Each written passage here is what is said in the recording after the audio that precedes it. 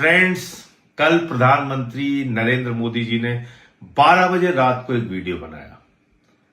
उसको लेके बहुत सारे मीम बन रहे हैं, प्रधानमंत्री का मजाक उड़ाया जा रहा है। लेकिन मैं सच में आपसे कुछ गंभीर सवाल पूछना चाहता हूं। क्या वास्तव में अब भी प्रधानमंत्री की बातों पर आपको भरोसा है?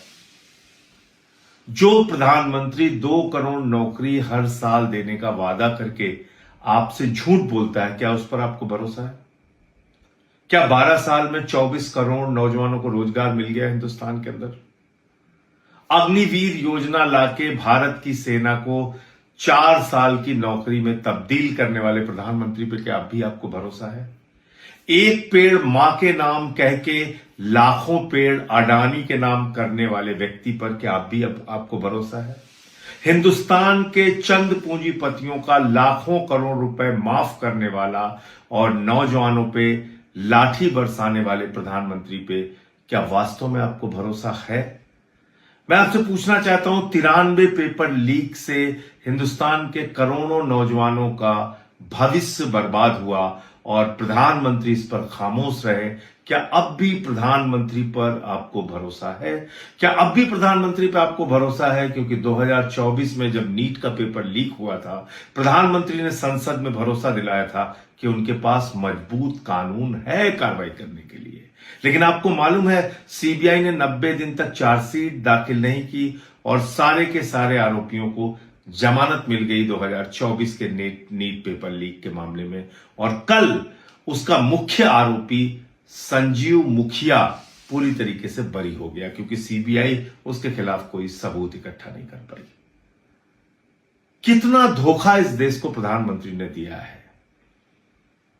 अगर आप याद करेंगे, सोचेंगे, तो आपको रात की नींद नहीं आएगी। महीने भर से आंदोलन चल रहा है दिल्ली के जंतर मंतर पे। उनके दफ्तर से 3 किलोमीटर की दूरी पे आंदोलन चल रहा है। देश का करोड़ों नौजवान आंदोलित है, सड़कों पे है, प्रधानमंत्री से फरियाद कर रहा है, शिक्षा मंत्री का इस्तीफा ले लो, कुछ तो जवाबदेही तय करो। देश का युवा कह रहा है, जो 21 बच्चे मारे गए उनके परिवार को मुआवजा तो दे दो कम से कम प्रधानमंत्री जी।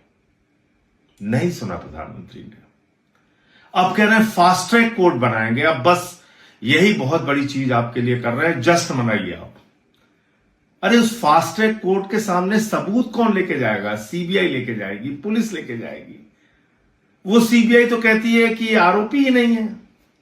वो सीबीआई तो सबको छुड़वा देती है, कोर्ट के सामने कोई साक्ष्य प्रस्तुत नहीं करती। तो बिना कोर्ट के सामने साक्ष्य के कोई भी फास्ट ट्रैक कोर्ट या हवाई कोर्ट, कोई भी कोर्ट कैसे सजा दे देगी?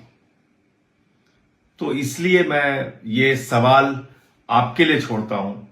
अगर अब भी इतना धोखा खाने के बावजूद आपको प्रधानमंत्री की बातों पर भरोसा है, तो वह आप तय करिए। और प्रधानमंत्री की बातों पर भरोसा नहीं है तो फिर एक आवाज, एक आंदोलन इस देश में जो चल रहा है उसके समर्थन में लगाइए। जय हिंद।